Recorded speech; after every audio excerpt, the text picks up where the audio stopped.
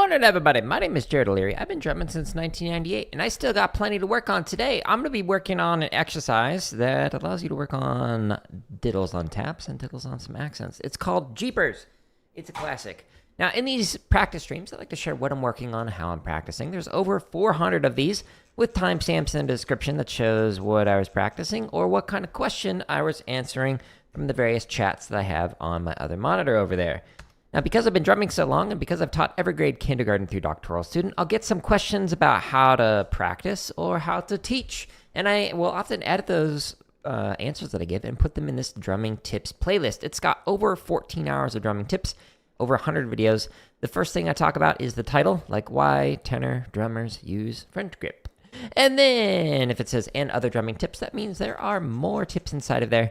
And there's literally hundreds and hundreds of tips in there. So good questions in the chats. You come forth bearing wondrous news. You're going on a journey. Nice. Are you going to the Ren Festival? With the way you're speaking? It's like what was it? There was like some Reddit post where I responded and used like AI to help like convert everything into old speak. I appreciate AI for stuff like that. Or, for like the goofy stuff that was down here, like the AI drumming. That's good. That's great. AI is taking jobs? No, not a fan. AI is poorly playing the drums? Yeah, I am a fan of that. I mean, like, look at this. There's a drummer in an ER room, or this tenor drum that has like 1, 2, 3, 4, 5, 6, 7, 8, 9 drums on it. You're a tenor drummer. It's the latest model by Mapex, right? Anyways, all the resources I'm going to be using today, all the play-alongs that I'll be demonstrating, you can find on my home tab of YouTube. There's like 62 chop exercises, over 1,000 grid variations, limb independent stuff. There's almost 500 marching bass stuff, some drumline cadences. There's almost 400 technique exercises. The one I'm working on today is inside of the 16th note diddle variations, which is all the way down at the bottom of the technique section. There's, a lot. But I need to get motivated with Shia LaBeouf. So I just don't feel like drumming today. Shia, help me out. I don't want to play Jeepers. But sometimes, do it! You just gotta. Just do it. Don't let your dreams be dreams. Yesterday, you said tomorrow. So just do it. Make your dreams come true. Just do it. Some people dream success. Well, you're going to wake up and work hard at it. Nothing is impossible. You should get to the point where anyone else would quit. And you're not going to stop there. No, what are you waiting for? Do it. Just do it. Yes, you can. Just do it. Good morning, Roy. Shia didn't say that. If you're starting... I screwed up. All right, Shia. I am tired of starting over. It's like when I kept dying in a Human Fall Flat. I'm tired of starting over. You love when YouTube accounts and AI and people figure it out.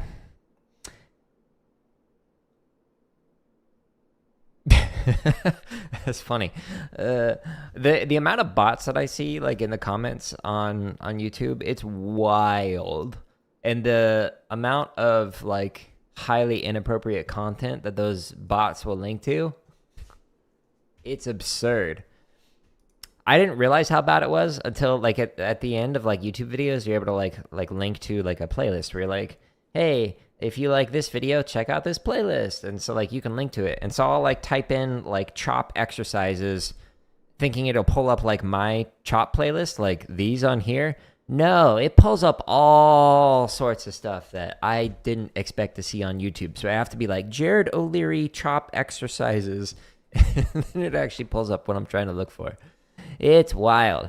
Okay, this is the link that's at the top of every one of the play-alongs and all the drumming tips videos and stuff. This takes you to my website where it's got everything organized nice and neat. Now, the thing that I'm going to be playing today, like basically the whole day, is the Jeepers exercise inside of the 16th note diddle playlist under technique. So we scroll all the way down to Jeepers, And we're going into here. We're going to start at 40.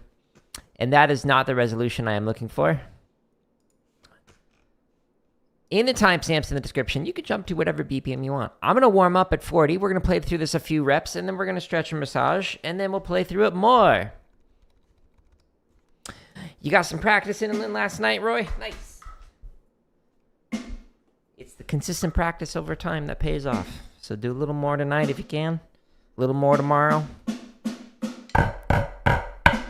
Early.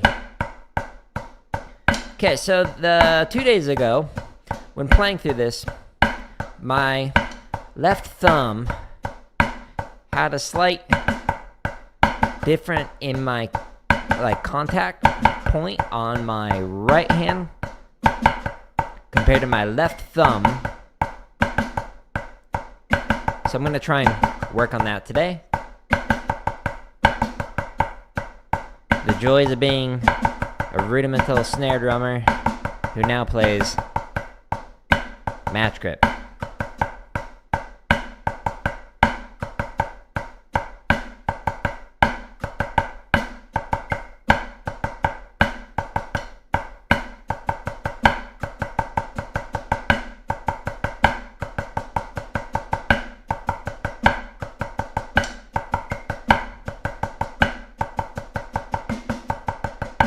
Oops, forgot the accent. I thought it was a 2 count at the end. I was thinking about, Tyler, how I added your Academy warm-up video to my watch later. And I was like, oh, I should watch that today. That's where my brain was. And I made a mistake. So it's your fault, Tyler. Thanks. So rude of you. After everything I've done.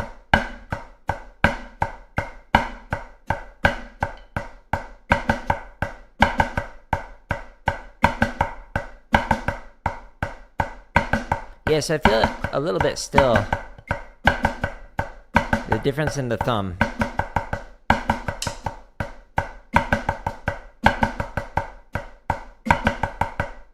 It's all good. I'll forgive you.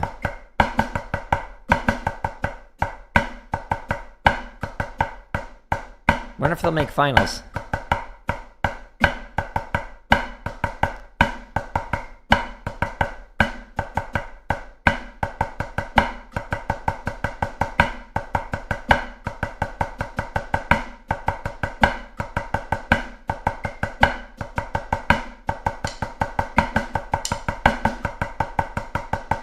This seems fun to play on the line. Yeah, it's a good one. It's a classic. So it's the Jeepers Creepers. Where'd you get those peepers? So that's where the accent pattern comes from, is that old song.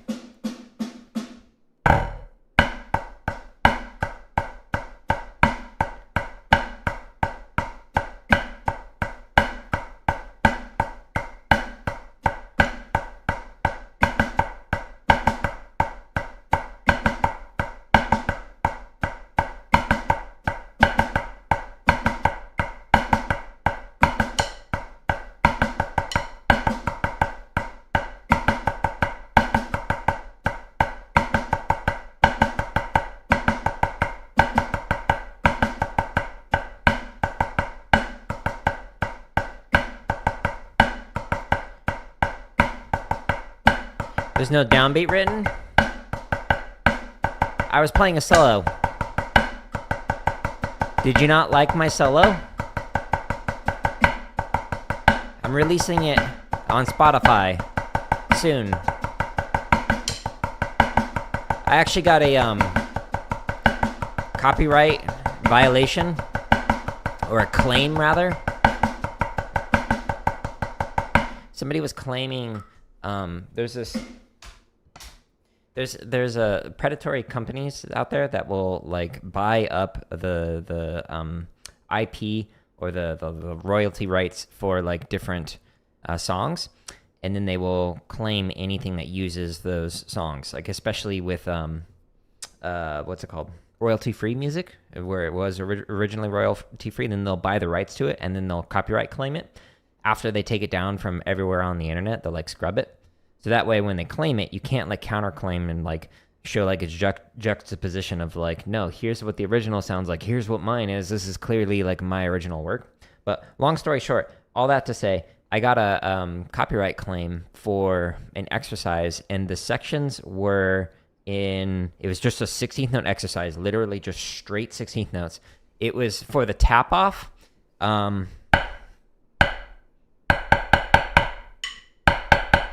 That's all it was for like that first measure and the tap off. And they tried to claim it in 3 different sections on a play along that they owned that music and that it was in violation of their copyright. And like went through like the whole process of like having to go through the appeal, and they rejected the claim. And then I had to like fill out like all my contact information, like phone number, etc. It'll be like, no, we're gonna go to court over this, and like have to like write a whole paragraph explaining how, hey, I wrote this in Sibelius, blah blah blah blah blah blah. You also can't copyright 16th notes, but thanks anyways. And then eventually, when I was like, yeah, I'm willing to go to court over this, then they dropped the copyright violation. But it was just wild, like what people are doing, like on the back end for trying to claim stuff. It was literally just 16th notes using this snare drum sound, which is from Sibelius. Like I handwrite all these out. Like this is not AI generated. This is not me taking this from other people, etc. Literally that. They wanted to make the extra $2. What's funny is like it was for a play along that's not even released. Like it's not like it's out. It's one of the ones that's like scheduled like a few 100 days from now. Like you're literally gonna get nothing off of this. Like this play along, I probably made like 5 cents off of it. Like apparently you're not supposed to show like your YouTube analytics, so like I can't like pull up the RPM. You're not supposed to show that stuff. But I can like guarantee you with 120 views in the last month that this has made me probably less than 5 cents. So it's like you're trying to copyright 16th notes and you're going to maybe make 5 cents off of it? Nah. I personally just can't stand companies like that. Because like what if I like just didn't have the confidence that no, this is clearly not a copyright violation? Then they're just gonna copyright claim everything.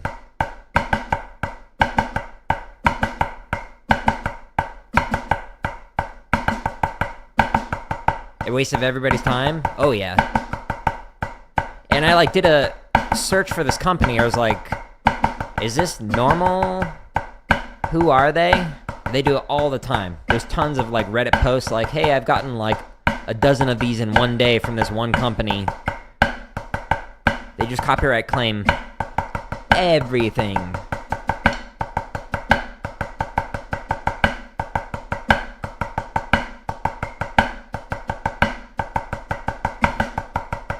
I actually would love for a judge to see it, because like I would love for the judge to look into their business practices and whatnot. Like it would be, hey guys, this is predatory, maybe don't do that. Last rep, late, and then we're gonna stretch and massage, and then we're gonna just keep going 1 click at a time. Again, I'm focusing on that left thumb contact point.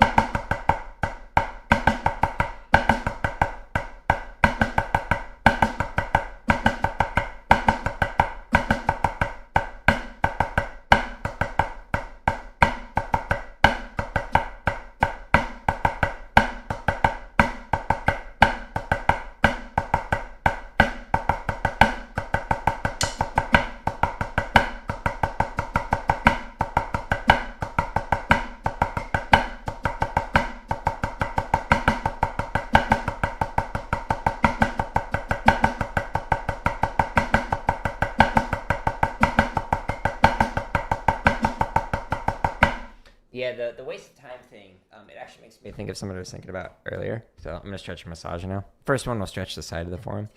I was thinking about a former coworker that I worked with who has zero background in education, has never taught a day in their life, has no degrees in education, absolutely nothing related to education, and would like, because they were also like at the level that I was at, like at the director level in the organization, they would try and veto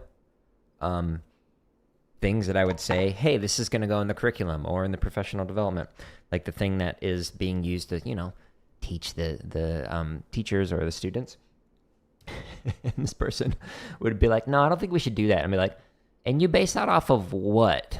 Well, I didn't have any teachers teach me that way. Okay, cool. Well, you are not an educator. You've never taught a day in your life. I, on the other hand, am an internationally award-winning educator with a PhD in education. And you think that your opinion vetoes mine.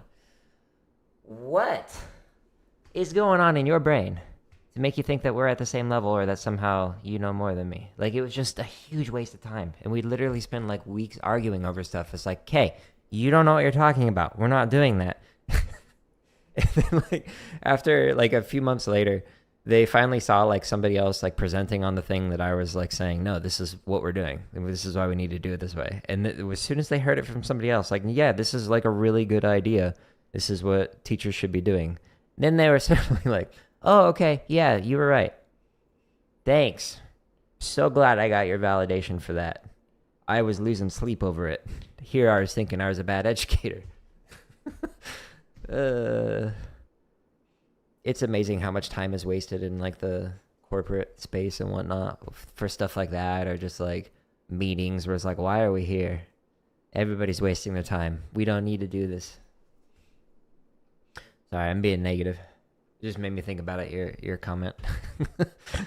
Like I spent, when I left, I was averaging like 6 hours a day in meetings, and then like spent at least an hour or two on emails and whatnot. I was like, wait, so that's like 7 to 8 hours a day in meetings or in email. How am I supposed to get stuff done? Oof. My left arm's a little tight, apparently.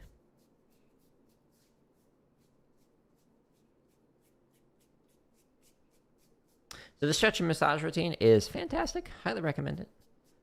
Just kind of going through the motions. Do it every single day. Do it at least once a day. If you're doing all days in particular, you should probably do it at least twice a day, maybe even 3 times a day.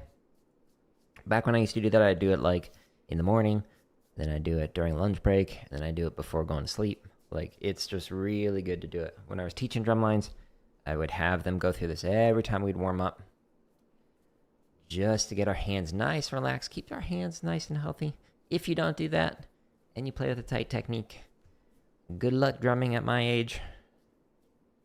Your hands will likely fall apart. Most of my instructors who were like over 30, most of their hands were not doing good because they didn't take care of them. So if you want to drum when you're my age, like 40 or older, gotta take care of your hands.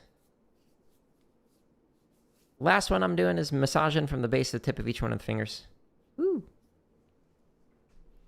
There's a video on my home tab of YouTube. It's under the tips and lessons section in the drumming lessons playlist. It's called This Hand Routine Saved My Drumming. And it's got better camera angles and whatnot so you can see what I'm doing, as well as some extra stretches, like if you do rotary motions like traditional grip or Stevens grip, also a rotary motion. Sometimes. Also sometimes not. But you know. You know. Actually, maybe you don't. Some people, whenever like I don't give those little disclaimers, like, well, actually, okay, I know. Thank you so much. I know.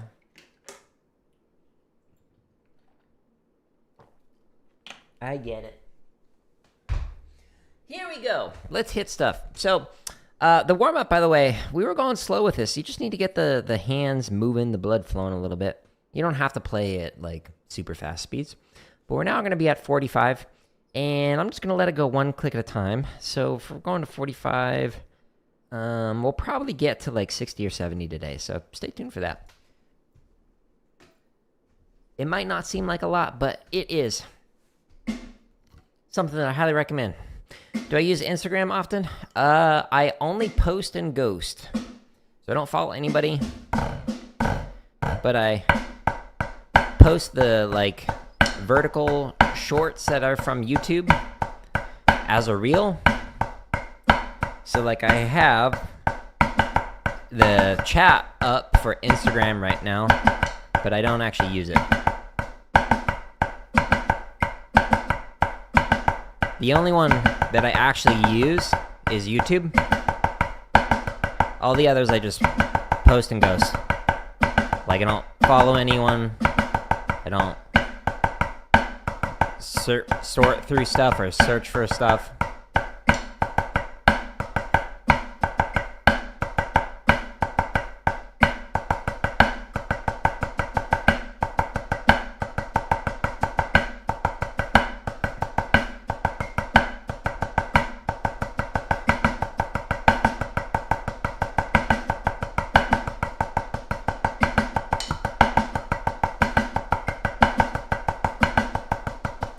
But yeah, like Instagram and TikTok were two of the most like toxic platforms that I was posting on. Like I disabled the chat on there because of like on the like when I would wear like this shirt or like a pro gamer shirt, I just got so much hate comments.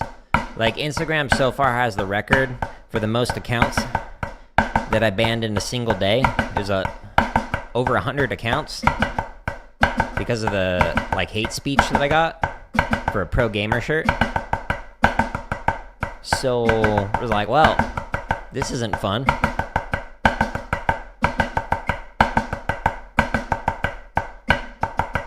You're gonna catch the train? Have a good one, Roy. Happy future myelinating.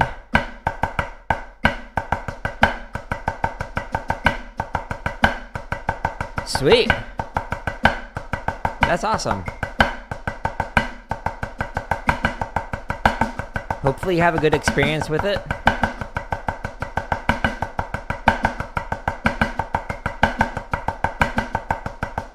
But yeah, I've disabled the comments on there because of that stuff. I'm just like, it's not worth it.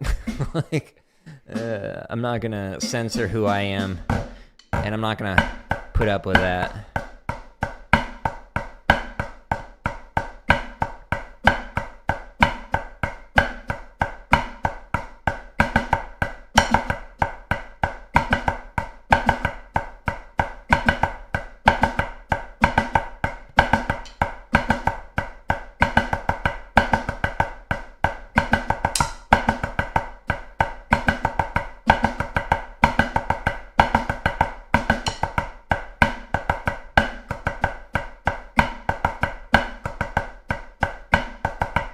That's awesome.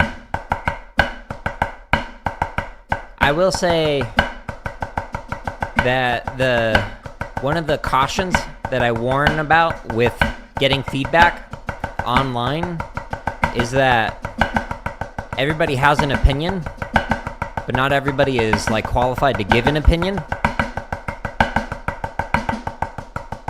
So there are some very opinionated people that I've seen who will like post on like Reddit or like on different platforms like YouTube or whatever, and they'll like give feedback to somebody that is like bad advice, like just objectively bad advice, and then somebody will like call them out on and be like, yo, like I would not recommend that because of A, B, and C, and then be like, oh, I don't know, this is my like third year playing. It's like, okay, well, you're like speaking as if you're in a position of authority, but you like genuinely don't know what you're talking about. So triangulate, David. Thank you for the sub. Try and get multiple different people who will like converge on the same feedback, and then that might point you more in the right direction, as opposed to like, well, this person is giving me feedback on using a finger technique. This person's giving me feedback on using like a wrist American approach, and then this person's giving me feedback on using like a modified molar. Like they're all different ways to play, so you just gotta kind of like weigh it and figure out like, well, should I listen to this person or should I listen to this person? And sometimes people who are like really good performers are also not very good educators. Thank you for the like. So they can play out the wazoo, but they like don't know how to teach or like give bad advice for teaching. So it's a good way to get feedback. Just know that there's some caveats with that you gotta pay attention to. But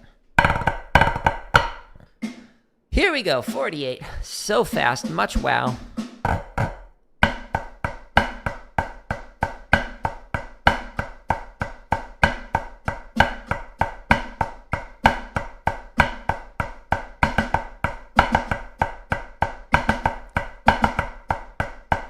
Again, focusing on that left thumb, late.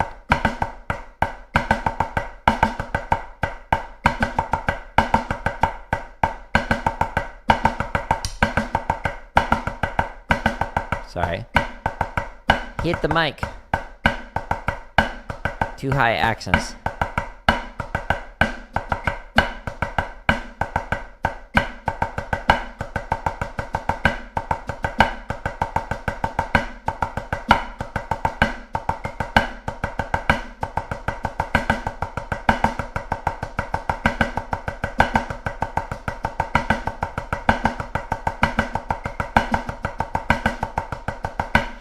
Indonesia, that's awesome. Welcome to the vertical. Hope you're having a good day. Is it nighttime in Indonesia? I'm assuming it is. Is it Wednesday?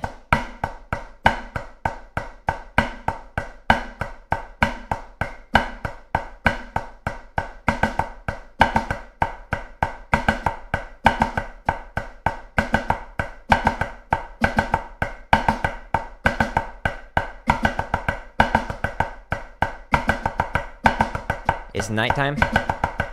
Nice.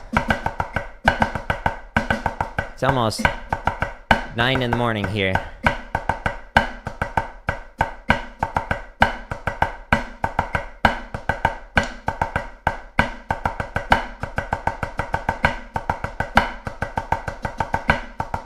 Well, if you're new here, there's over 2,000 play-alongs like this one on my home tab of YouTube. So if you just go to the home tab, you can find literally thousands of play-alongs like this.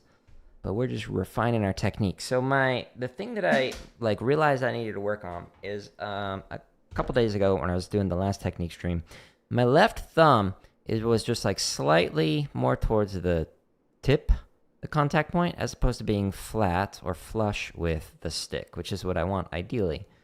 But because I play traditional grip, or marched it, I'm having to get my left hand to match my right hand, so we're trying to refine this.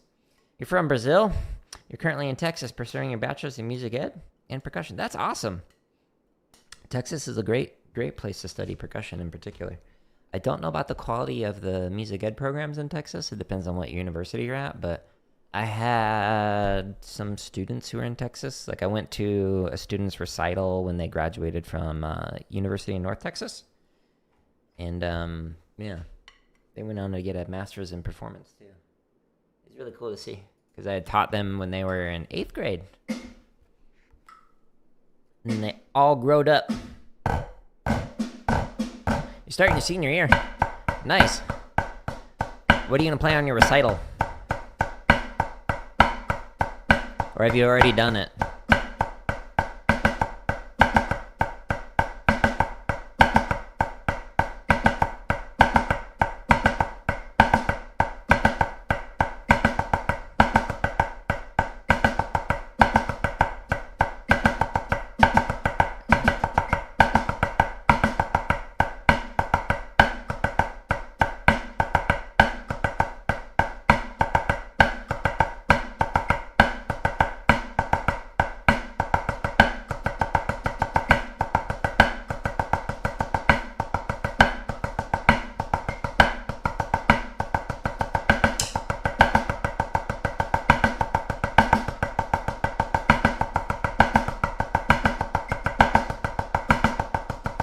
Yeah, it's pretty cool to see them, because it was a few years after I had last taught them, and to see that growth, it was heck yeah, it was awesome. I also had another marimba student that studied with me for a couple of years, who I went and watched her senior recital at Berkeley. She was studying with Nancy Zelsman. It was super cool.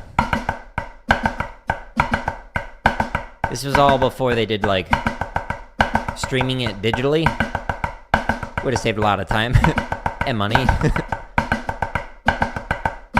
But I'm glad I was able to attend. Super cool. You're still planning? Nice.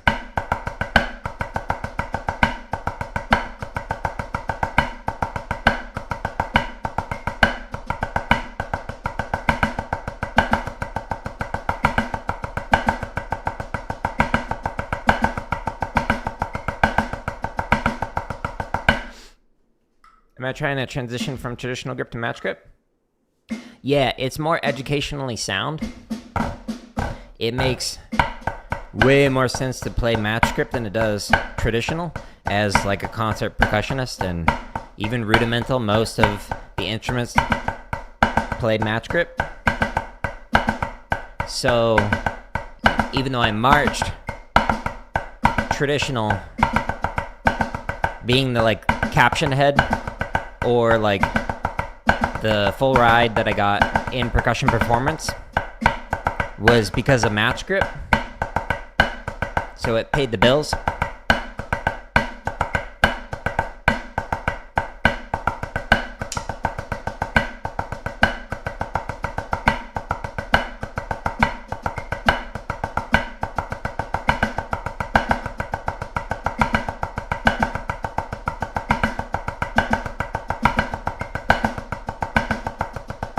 Meditation number 1 on snare. I don't know that one, but it makes me think it would just be like soft buzz rolls with little tap accents every now and then. Just like a soothing. You try and make the audience fall asleep. Just get into that Zen state. That's what I'm imagining, but I'm sure it's like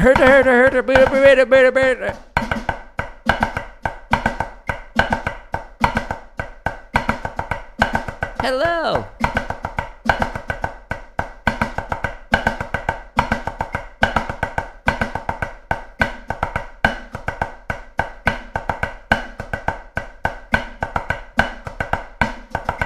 Trying to remember what I played.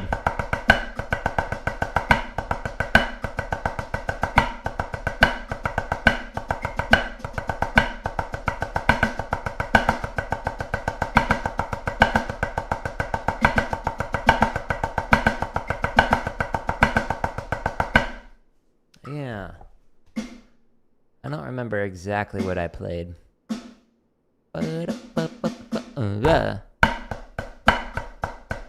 Ironically, I don't think I played a snare piece.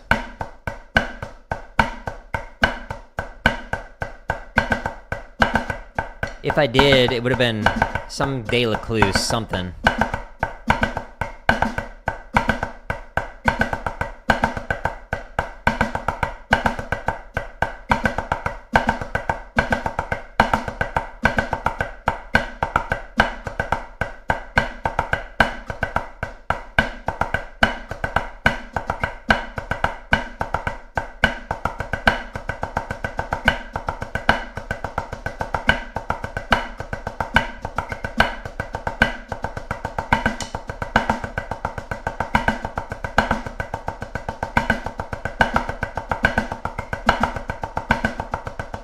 Okay, so for timpani, I played Animism, which was like a interesting like a timpani piece with tape, so like with a recording, and you'd like play like all sorts of stuff where you'd do like slap hits and I think like tuning bowls or cymbals on the drums while playing it.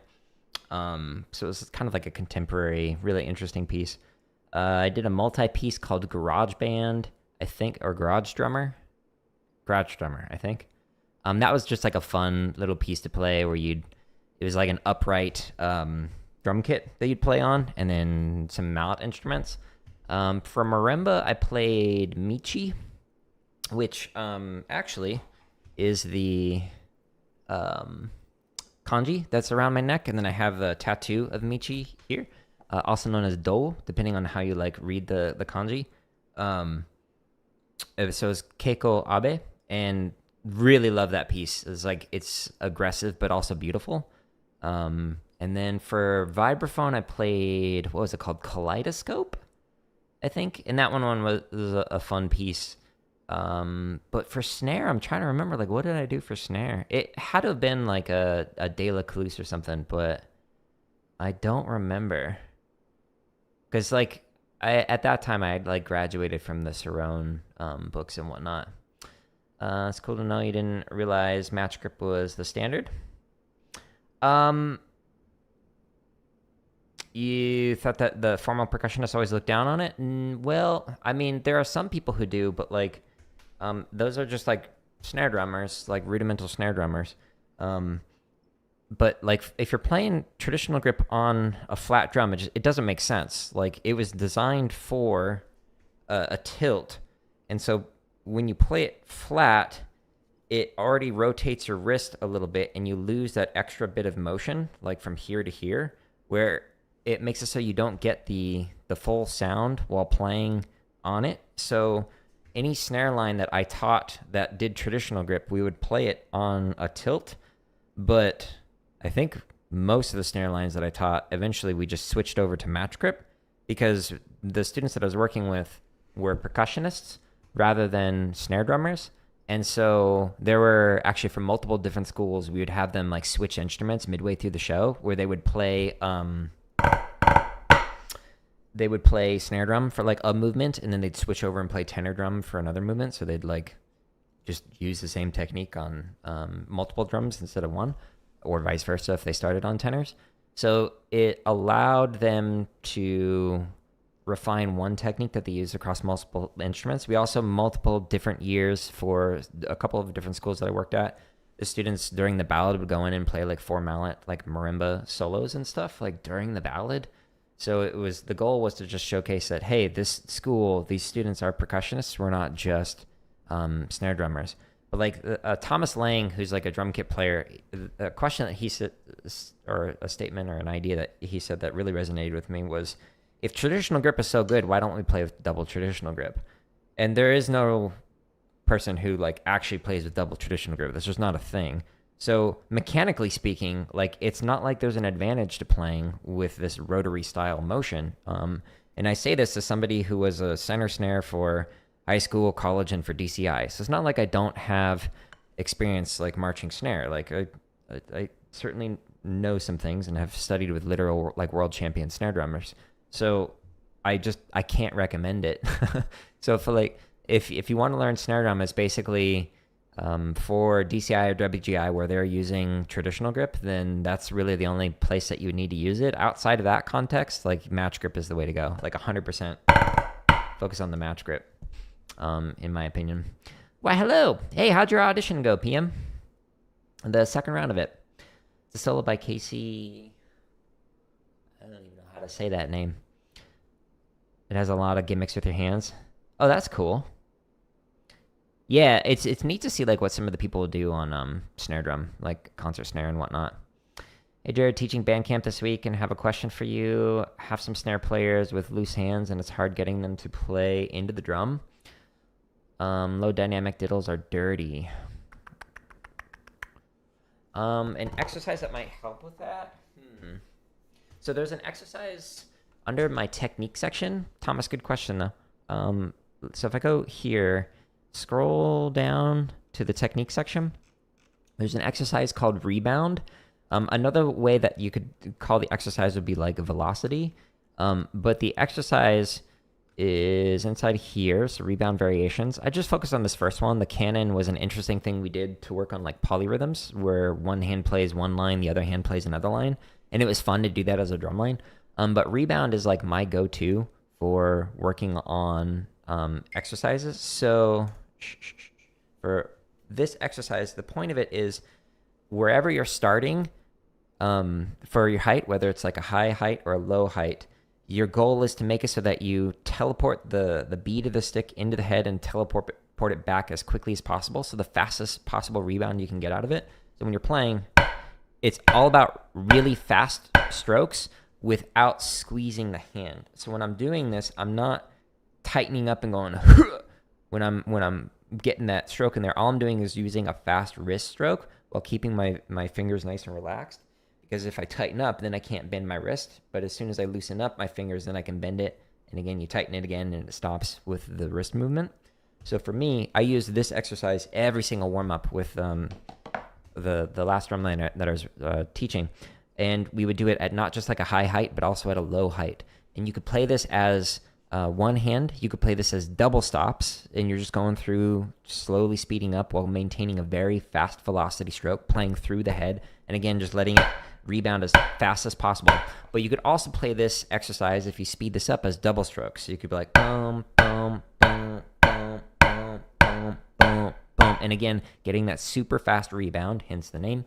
So an exercise like this would be great. Just like go faster with it if you're doing it as double strokes, but lower the heights with it. And so again, so you might be playing at like 140 or something as like a starting tempo, and just like sit there and do very fast strokes into the head and out of it, starting at a lower volume. So you play like bump, bump, bump, bump, right, right, left, left, right, right, left, left, right, right, left, left, right, right, left, left, etc. while going through this. So it's a great exercise to work on for it. But that approach of just like letting it rebound as quickly as possible and having the fastest attack into it with the most relaxed hands might help with that. But another way that you could potentially work on, like if it's like a low volume, like roll exercises. The other day when I was just like working on triplet diddle with inverted diddles, when I was playing through that one, I would practice it at low volumes, and you can either practice it with like just your wrists, so you're literally just wristing everything, going through the rolls, or just playing it low volume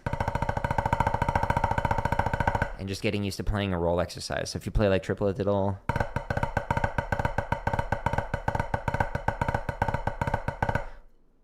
sit there for like 30 minutes, an hour, whatever, just at like 3, then maybe at 6, 9, 12. Constantly vary those dynamics so that way they're just used to playing with volume at that low height.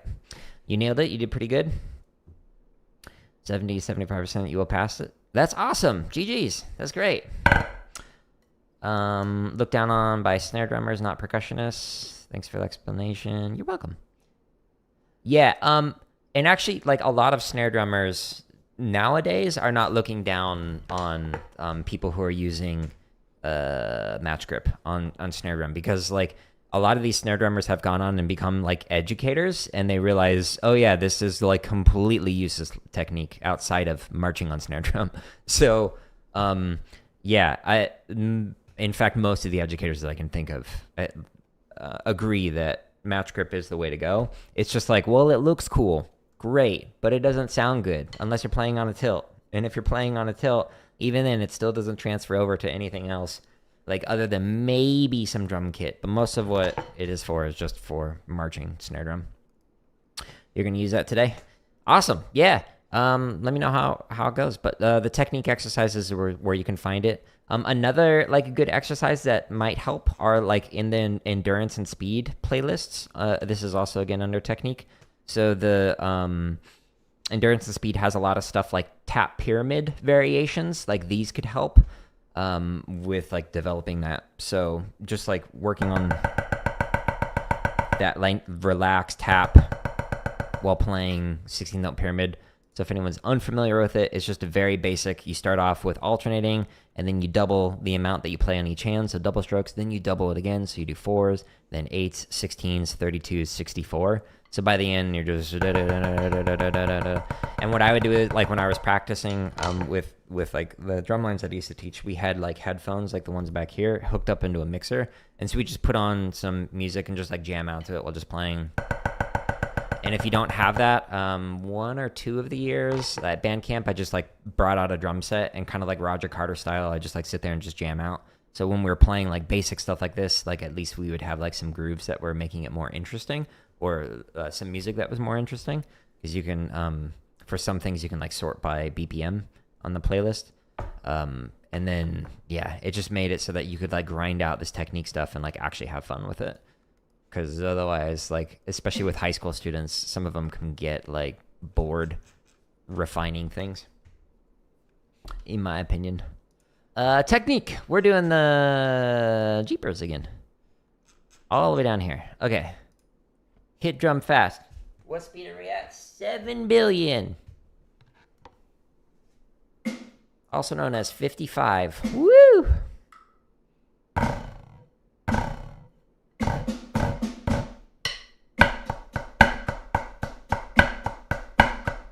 So I'll do this 5 more reps, and then I'll chop out.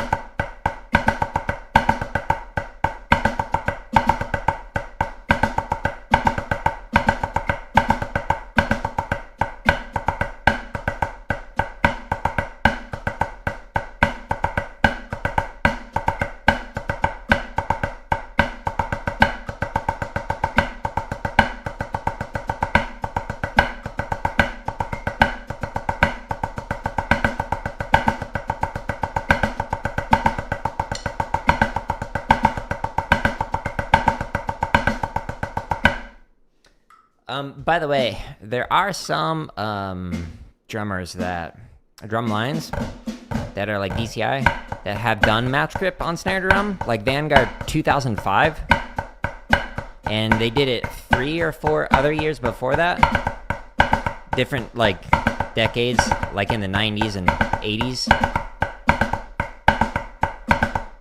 But most do it traditional still. At least at the like world class. A lot of the scholastic groups will have match grip.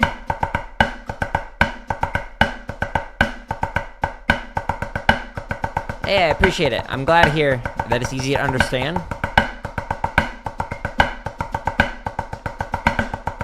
I hope so, though. I've been drumming for a long time. Been teaching for over 20 years now. 2003. So hopefully it's okay. What's my favorite BPM? 7. No, all jokes aside, probably 40. Because it's so slow, you can really refine technique, which is why we started there.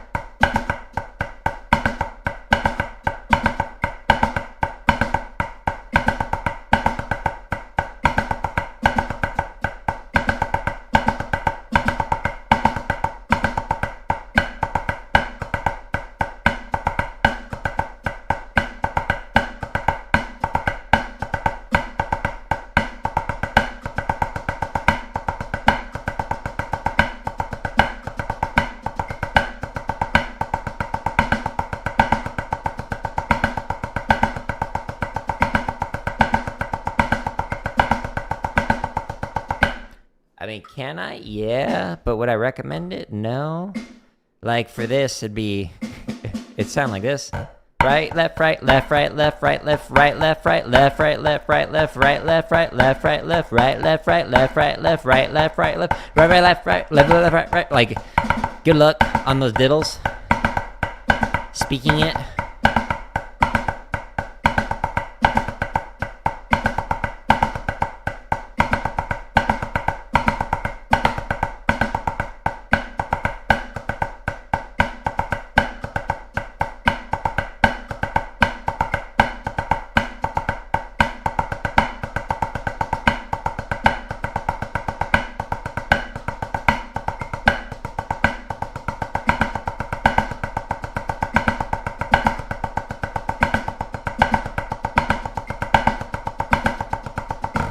Cool. Last rep, and then we're going to chop out.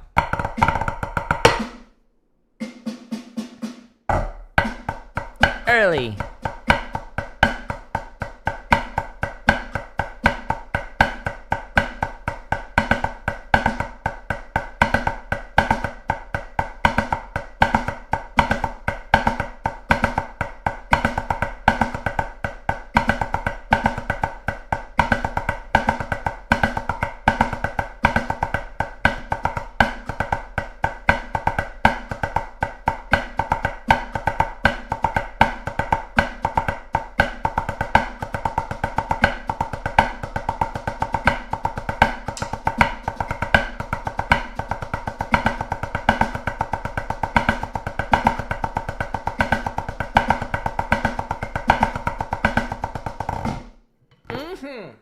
I like this exercise. So far I'm not having the thumb issues that I was getting when I was like speeding it up the other day, so I'm feeling it a little bit where the thumb is kind of like the contact point is moving up. This is way exaggerated version of it towards the tip rather than flush with it. But as I like speed it up, like I notice it more, so we'll continue to refine this. But we're gonna finish off by chopping out. So we're gonna go to the home tab. I can't speak. I can't language. Okay, so we scroll down. I'm going to do a chop exercise. There's like 62 different chop exercises in here. We'll just go into this playlist. And there's a lot to choose from. Do I want to do a chug variation? Hey, let us chop it up. We could do stock shopping spree, but all the diddles are 3 strokes. So instead of like a flam 5...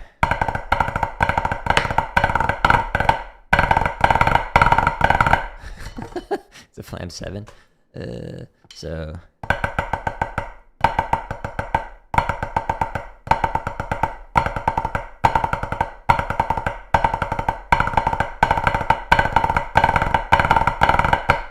those are fun.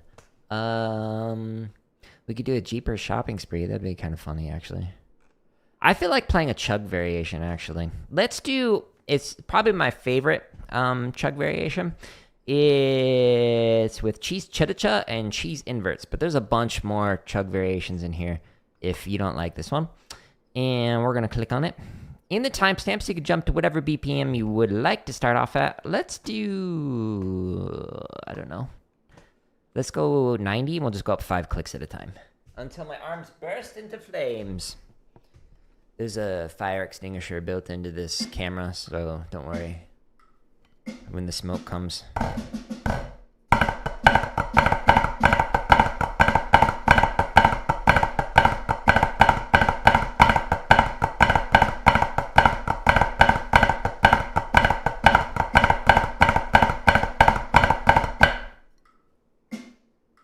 You like Brazilian Grove? I don't know what that is. What's Brazilian Grove?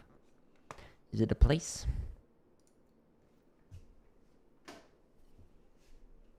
I like Brazilian music, though.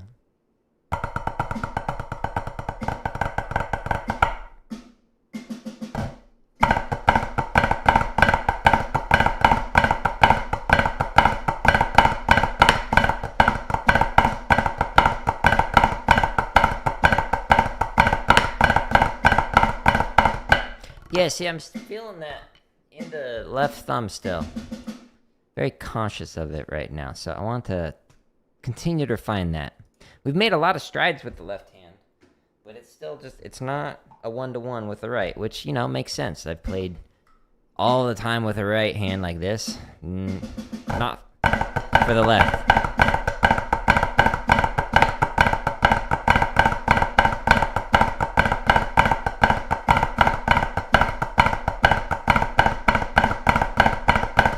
Now, if you want to get extra fancy, that last line you could do as paradiddles.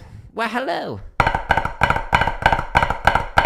For the accent, so paradiddle, paradiddle, right, left, left, left. If you want to do that, right, left, right. Or you could just do it the way that it's written, just alternating inverts. Whatever you want to do, it's your life, you do you. Sometimes we do that on like the last rep when I would like be jamming out with people. Play it as written and then, hey, last rep, paradiddles.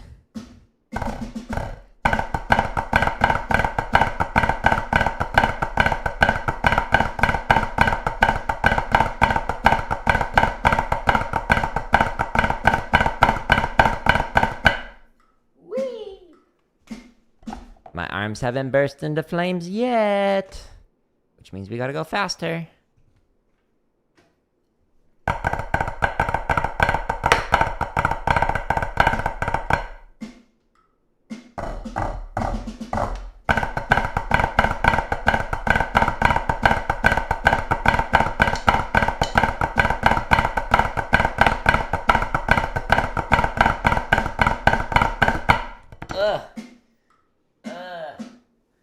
I need a water break. I'm parched. Plus, I know you really wanted this ASMR experience, so here you go.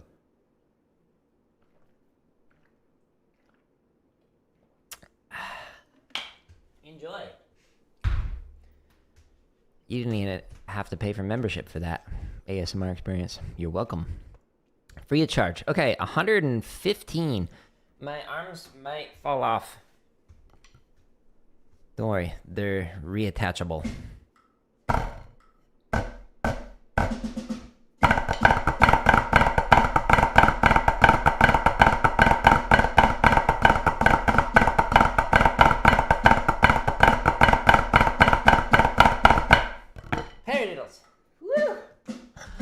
Okay, I barely survived that, if I'm going to be honest with you. These Hardeman hammers are great for working on your chops, but when you're playing at, like, super fast, my arms just want to explode. All right, we're going to do it. Why? For science. It gives us data. Am I going to fail? Yeah, but it shows me the failure points so I can practice that next time.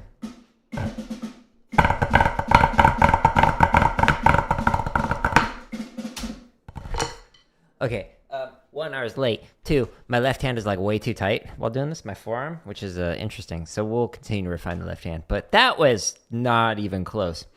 What song do I think has the most difficult drums? Oh, I don't know.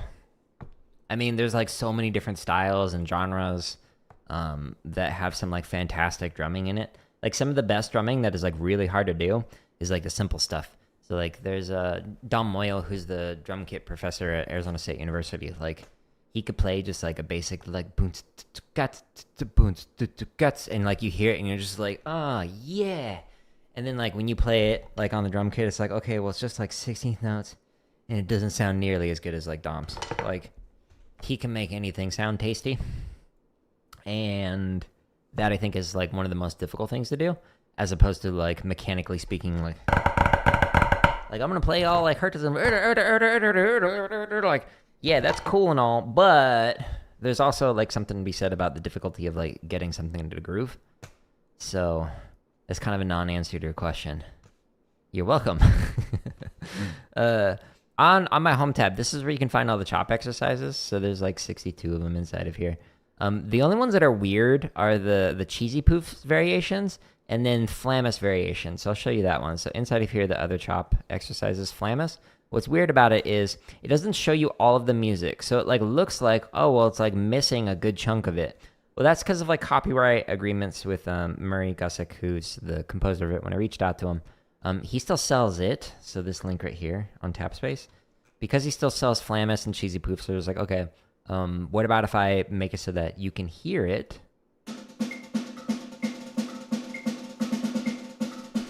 Okay, so you still hear it right here, but you can't see it because of the copyright stuff. So Murray was cool with it and was like, yeah, that sounds good. So you can still practice along to this to like learn Flammus or Cheesy Poofs, but it doesn't show you all the music. So this one goes as slow as 20 beats a minute or as fast as like 160 if you really want to play this one fast. But all of the other thousands of exercises actually shows you all the music. So all these other chop exercises, it shows you it. All the 1,000+ grid variations, it shows you all the music. Same thing for the limb independent stuff. There's 55 drum charts, both straight and swung. There's a bunch of timing exercises, almost 500 marching bass exercises, some drumline cadences, almost 400 technique exercises, over 14 hours of drumming tips from questions that people have asked. And then we've got some scripted drumming lessons, and then over 400 live streams if you want to see me practice stuff. So lots of content to keep you busy. Your friend, he teaches the basic drums, but rotates playing toms and so on. He taught you that? That's awesome. Yeah. There's a lot of really cool things that you can do on the drums. It's fun. Speaking of, tomorrow I'll actually be working on limb independence on the drums, which I like to do. I'm going to call it here. I'm going to get ready for, I keep forgetting the name of the game, Human Fall Flat, which is a kind of a wacky physics puzzle game. Yeah. So stay tuned for that. Probably in about 15 minutes, so stay tuned. If you enjoy these play-alongs, just share it with somebody else. Any of the videos that say members first, what that means is it's just early access. So for example, I just like created another drumming tips video this morning. that's currently members first. It's just early access. This one comes out this Friday. This one comes out next Friday. And then there's like 400 more, over 400 actually, that are like play-alongs. A new one releases daily. So if you want that early access, it's 99 cents. If you just want to wait for it, totally cool. Then just wait. It'll come out eventually. Might be a year and a half, but it'll come out. If you want it, just go to the join, and it's 99 cents. My goal for decades. Yelling. It's 99 cents, and you can get those early access, or just wait. But if you enjoy this, share it with somebody else. If you don't enjoy this content, share it with an enemy. Your mortal foe. Tell them, you know what? I hate this content almost as much as I hate you. Here you go. You'll enjoy this. Anyways, I'm being goofy. I hope you have a good day, and goodbye.